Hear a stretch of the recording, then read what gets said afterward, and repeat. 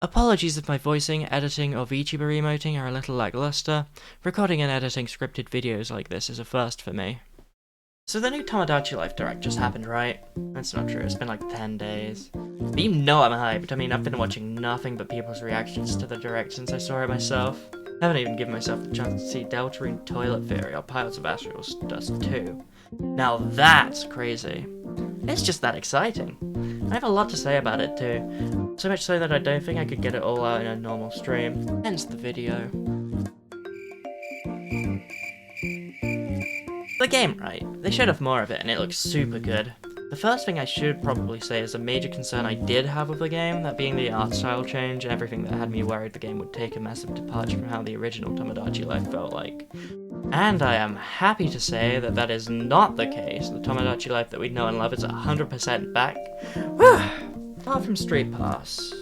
I'll talk about that in a bit. The game has so much customization as well. It looks really good. The hairstyles are massively improved from the first game, while keeping the distinctive Mii style that the wigs from Miitopia kinda lost, I'd say. And whether that maybe lost a little detail, the makeup system has just turned into a whole ass art program. It looks so awesome, I cannot wait to try it out myself. The island as well is finally customizable, where the first game had nothing. Though I will say it looks a little flat. Don't get me wrong, any island customization at all is better than what we could do in the first game. The cube grid is a little too video gamey. It would be nice to have a little bit of smoothing out, at least for the natural parts, or any sort of layering at all beyond the beach versus everything else.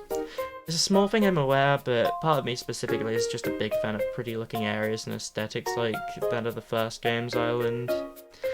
It's a bit of a shame to have that lost. We do at least have a lot of options available to pretty up the base island. Blocky grid aside, we should be able to do a lot with this foundation. With the pallet house and the ability to create fully custom buildings and whatnot, the amount of possibilities more than makes up for any other aesthetic issues I'd have. On the topic of that, the painting and customization of everything the pallet house lets you do looks really intriguing. We did have pets in the first game, to be fair, but they weren't anything but a hobby that you'd sometimes see in the apartments. I really hope we get a lot more from these guys in terms of gameplay significance and interactability. My Morgan Freeman true PNG is gonna have personality, goddammit.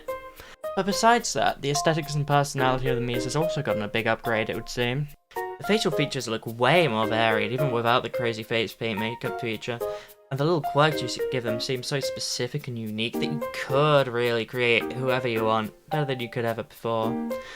I thought I cannot wait to be a fancy motherfucker bowing to everyone I meet after ominously floating through the street. God, I hope there's a lot more wacky animations like that float. The ominous alien flight isn't really me, but I could see myself making a bunch of characters who'd fly with like a bit more grace. Silver the Hedgehog me stocks are going crazy.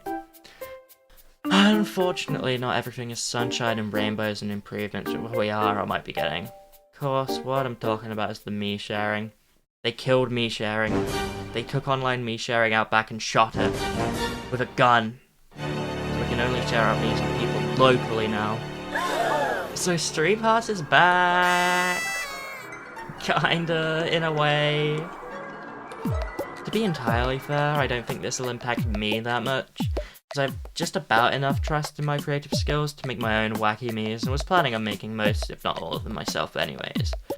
But it sucks to not have the option to directly share the Miis I make, or get the cool characters other people better than me will make on my island, at least without making like a super in-depth tutorial. I've heard of and can see the appeal of making and following Mii tutorials like other people used to, and do look forward myself to showing people the creation process of my own Miis on stream, but that still feels to me like making up for the unnecessary loss of an old experience than a new intended one. I just don't see any good reason to take away a feature like this, especially when you had pretty much the same freedom in Miitopia's Nintendo Switch release, and it let you share whatever Miis you wanted with the caveat of just having to show someone the access key so that they could find the Miis. I hear the access key system didn't end up being the best for longevity, but it's better than nothing, surely. I was also wondering for a bit if the room interiors were more customizable than the original game. From what I can see, it probably won't work like what I was thinking, but that might be for the better, to be fair. Keeps the whimsy that there are wacky rooms with unique themes from the first game had, that I doubt would be very possible with mixing and matching furniture or anything like that. It does seem to let us choose some rooms' colours as well, so there's still an improvement. On the topic of where Miis live, something I do find interesting gameplay-wise, the house system.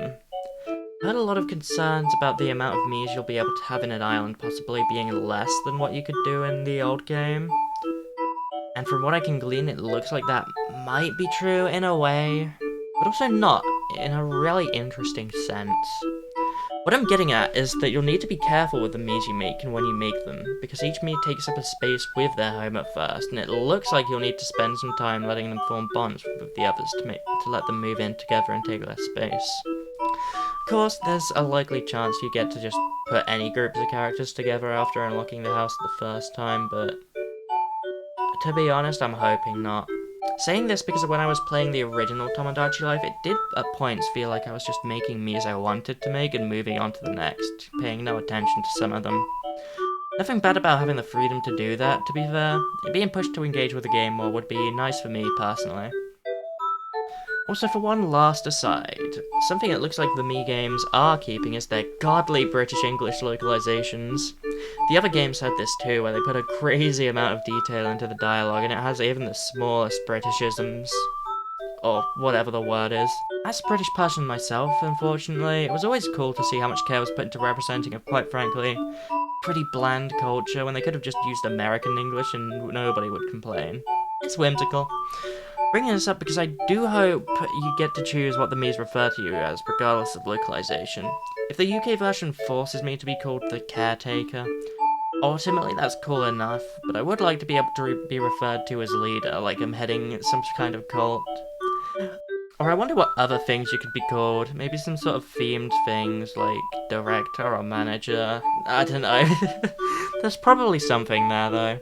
Maybe it just lets you write your own title, like the conversation topics the game lets you freely decide. Would be a very nice thing to have. But I think that's all I have to say on the matter until we get new news or the game drops, so that'll be it for the video. I hope it was fun to listen to. It was a fun time just dumping all of the thoughts I had onto a notepad for this. This direct ended up being quite a nice tester for this new video style I came up with, this scripted rant about something with more detail than what I'd be able to say on stream. It shouldn't be as hard to edit as a proper video. Please say if you liked it, or leave a like, subscribe, all that YouTube engagement jazz. It'll still primarily be just whether I want to or not that affects how likely or how much I'll do this sort of thing in future, but being aware that people like it will probably make me even more motivated to. Thank you for watching, and remember to be woke, be non-binary, and date whoever you want to. Woohoo!